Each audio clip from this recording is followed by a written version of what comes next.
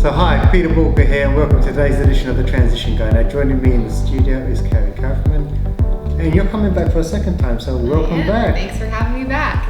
Well, the last one we did, it got such a great response, I thought, yeah, we need to get you back on. Awesome. Now today's topic, what we're going to be covering is actually caring for employees. Because it's interesting. I mean, we did our last video and so many people came back with how important it is to care for employees, and it seems that people are not doing it out there. So I thought it would be a good topic of conversation. Yeah, I agree. I actually just did an interview a little bit ago and they were asking about how do you get more commitment out of employees, and this person's in a different country. Our economy right now in the US is booming, unemployment's really low, so we're having challenges with recruiting because there's not a lot of talent that's available and job searching. His economy is the opposite.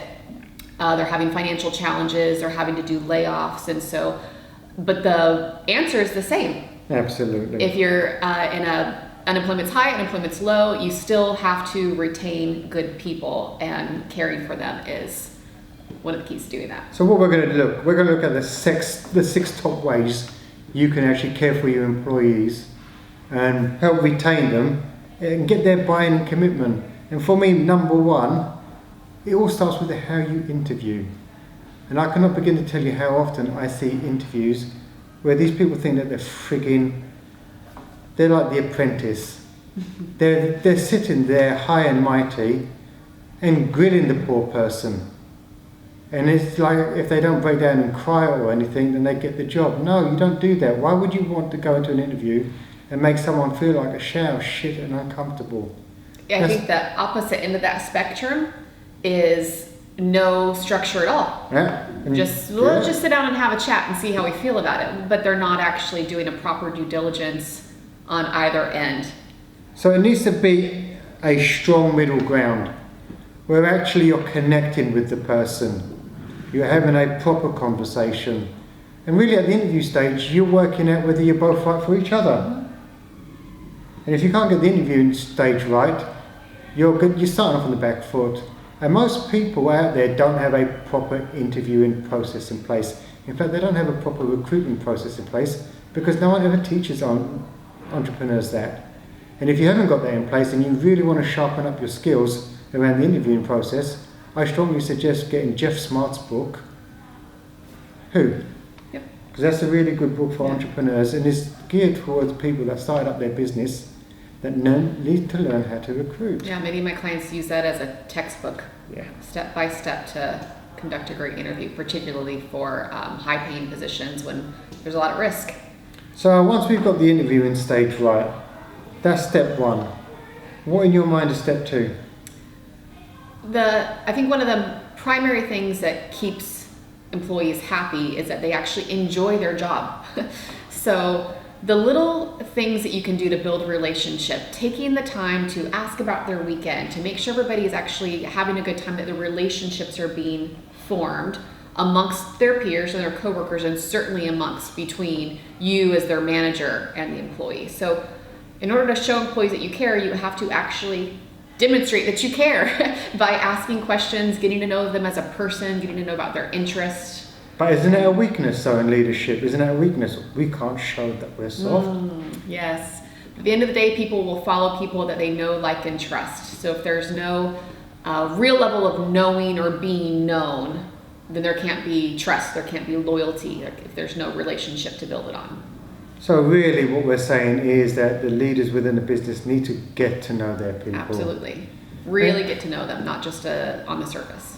And it's quite interesting because I hear people absolutely smash millennials, that they're lazy, that they're coffee drinking, beanbag sitting, etc. But the reality is they may be all of those things, but they're also damn good employees as well. The challenge is when we don't have that connection with them. The reason we don't have that connection is the world's changed. People are still trying to manage people using industrial methods, industrial age methodology, where really back in the days of industrial age, it was beat them with a big stick and give them a little carrot as okay, sorry I've beaten you, here's a carrot, here's something you move towards, And if the boss was really shitty, he'd beat them with a carrot as well. But that doesn't work anymore. Today you've got to be really connected with your people, and people will not tolerate bad behaviour. So if you really want to make a difference, you've got to connect with your people. And if you don't feel you can connect with your people, you need to do the work on yourself first as well. Absolutely. Because actually you get the team you deserve. And if your people are leaving you, or they're not coming to you, you've got to ask yourself the question, if life's a mirror, you are getting what you deserve. What do you need to change about you? Ouch. It is painful, isn't it? And number 3, for me, it's about being more pastor-like. When we're leaders in a business, we have a huge sense of obligation to our people. We very much are responsible for helping them maintain both great physical environments in which they work and live in, and educating them around that, but also more importantly making sure that their mental health is strong and clean. And my clients that have their best success are the ones where we're teaching them life skills as well. It's not just about doing the job, it's about how to cope with life. Because so many people find it difficult to cope with life. And it always has been, always will be. I don't know what your take on that is. Absolutely. When you help a person grow as a person, a natural byproduct of that, when they're at their best, is that they perform better. So not only is that part of caring for people, demonstrating that you do, but it helps you get the best out of them. Because when they're healthy, when they feel strong and confident and invested in, then they respond accordingly. And that makes it a huge win-win. So we've got to make sure you get your hiring process right. Mm-hmm. We make sure that you demonstrate that you care for your people. And we have to make sure that we're more sort of pastor-like, that we have that sense of responsibility for our people. Yep. What's your number 4? Setting clear expectations. Right. People like to know what's expected of them. And it's helps prevent a lot of frustration, right? Conflict arises when expectations differ or when they're unclear. So you maybe had an experience where you've had an employee that you were frustrated with, that they were underperforming, and they actually thought they were doing a fantastic job. That's your fault. If they don't know that they're not meeting expectations, or their definition of a solid performance differs from your expectations, then you're not actually doing them any favors. So set clear expectations. What are the outcomes, the key performance indicators, the training that's needed, and then help them get there. If you think about it like giving the answers to the test. Here's exactly what you need to do to win here, and here's how we're going to help you get there with that regular feedback along the way. So it's no longer acceptable to just say to someone, well, here's your desk, I'll just leave you to it. Right. Because we're laughing about it, but I cannot tell you the countless businesses that will do that. They hire people because they're really busy, but because they're so busy, they don't take the time out. And when they don't take the time out, they don't set the expectations. Mm-hmm. Nature abhors a vacuum. If we don't set the expectations, something else will fit its place. Yep. And maybe often it's a heap load of negativity, unhappiness, and trash. I think sometimes it comes from a place of better intentions, because we think, well, we've hired smart people, just let them do their job. I don't want to micromanage. They're intelligent. They'll figure it out.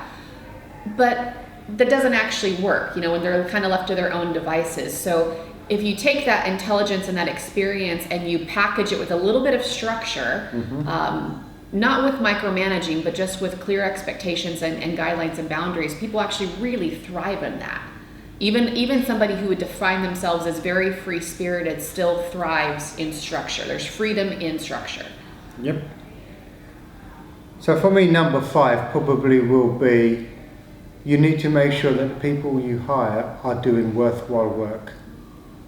So there's nothing worse for people than feeling that the job that they're doing doesn't relate to anything, that it doesn't make a difference, that they're just getting a paycheck. Now that worked in the 80s, the 90s and the noughties. That worked during them because people didn't have many options. Listen, reality is today people have got so many options. They want to be doing stuff. You've got to look at people you are recruiting. We are getting older, the workforce is getting younger. They think differently, they behave differently. They want to do worthwhile work. The challenge I find is that most businesses don't understand really what their purpose is. they haven't worked out what a worthwhile business is. Now, earning a lot of money and driving fast cars is fantastic, but it's not a worthwhile cause necessarily. You've got to be thinking that people are not necessarily vested in helping you buy your McLaren, your Lamborghini. Yeah, great. You need to show them a bigger purpose. You need to show them actually what are we doing to make a difference. And the byproduct of that, if we do it well, is the Porsche, the Lamborghini, whatever the house is. But people will not settle today for just doing a job. That's finished. Yeah, research shows that over and over. The number one contributor to job satisfaction is that they have a sense of purpose, that they know they're contributing something worthwhile and that it's appreciated. And what will be your final tip? My final tip would be to pay them well, to pay them what they deserve, and I certainly mean their compensation package, but even other little bonuses and perks that you might offer as an employer, that oftentimes are worth far more than just what's in their paycheck. The extra little ancillary things that you do just to make the environment fun and worthwhile, and that sense of community we discussed. But I see a lot of business owners just trying to get by with paying the least that they can, and they think, well, I can't afford that extra 10% in salary or in other compensation. But the truth is, the A players cost 10 to 20% more, but they produce 50 to 100% more.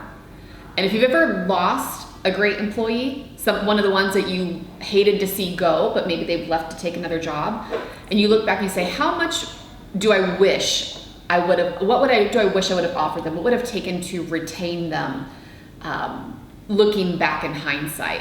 And then look at everybody that you've got left and say, am I treating them with the respect? Am I paying them appropriately? Am I making it impossible for them to even consider an offer from my competitor because they're so valued here, they're treated so well, they're paid what they deserve, and they do good work, and all the other things we've discussed. And that's the big challenge, isn't it? Is that a lot of people still try to recompense based on how hard you work. You need to get that out of your head. That was industrial age thinking. Working really, really hard is industrial age thinking. What you've got to be thinking about is how much value someone can sort of bring. And if you start compensating people based on the value that they bring, that's when you start getting huge returns on your investment. Yep, you're buying results, not time. Absolutely. Yeah. Now, if anything we discussed today resonates with you and you want to sort of do a deeper dive on it, head over to Walker.com and get in touch. And remember, failing to learn is learning to fail. Thank you, Karie. Thanks, Peter.